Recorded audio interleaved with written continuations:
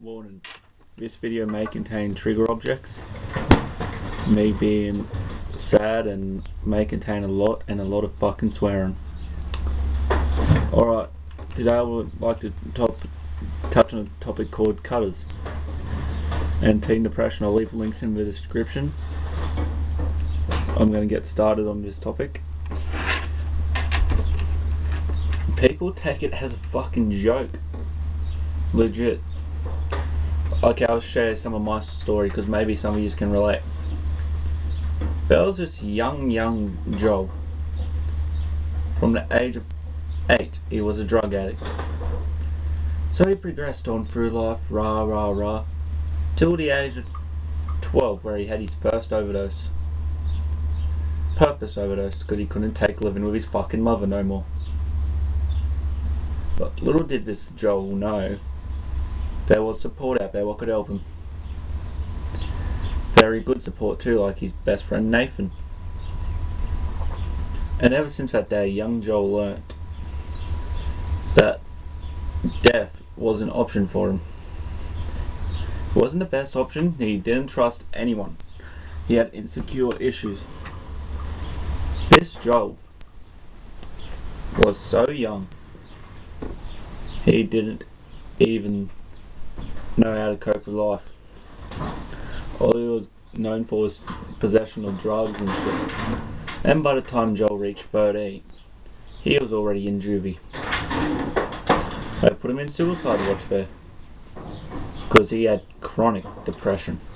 And once he got out of juvie, he tried to end his life because he couldn't take his life no more. I remember one time I was in the hospital, blood gushing out of the wrist here. This is a topic on cutters. I understand your pain. So I was sitting there for about 4 hours, people going in and out. When it come to my time, they're just like, nah. They just told me to go home because it's too late. And that night, this young weak-minded Joel decided to mix all these drugs he was using at once and see what would happen. While he was in hospital, they booked him into a mental ward for psychiatric help because they thought he had a psycho condition.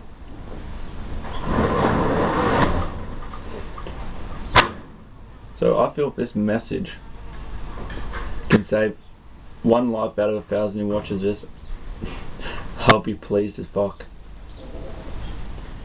But little did Joel know, up to the age of 15, was always backwards and forwards to the hospital for attempted suicides. The amount of times I've tried is too damn high for me to even count. And people saying all cutters are the same.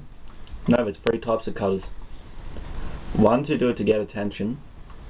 2 who don't feel any emotion.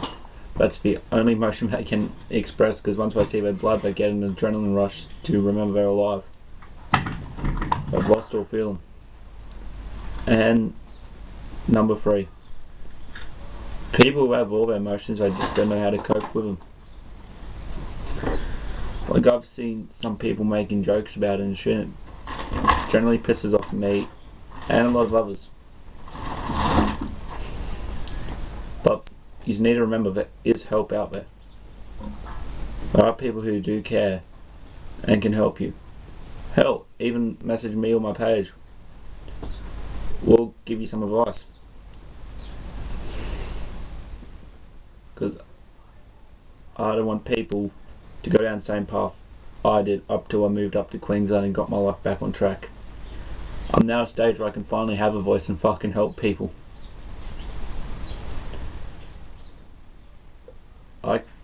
I can be the voice for many kids who are lost and don't have their own path. Because I've lived a life of drugs, suicide, gangs, home violence and shit. So I know what it's like having no mother, barely even knew my father, both addicts. I was basically living life all by myself. Even my mates didn't know what the problem was with me. Try to tell them, I've even tried to tell hospitals, they just don't listen. Hospitals just thought it was nothing, and all they said was I was depressed and overreacting. Little did they know depression and suicide watch was a chronic fucking illness. Still up to this day, I still have flashbacks of them days. But if this message can save one life out of a fucking 1,000, I know I'll be making a point. Because I can be the voice what can help you. And there is help out there who won't judge you. Because I know. I know what it's like to lead the path of darkness. But there's a path out of that darkness into the light. I can speak a message what can get my point across and save thousands. Alright guys, thanks for watching. I'll upload the next one later. Bye.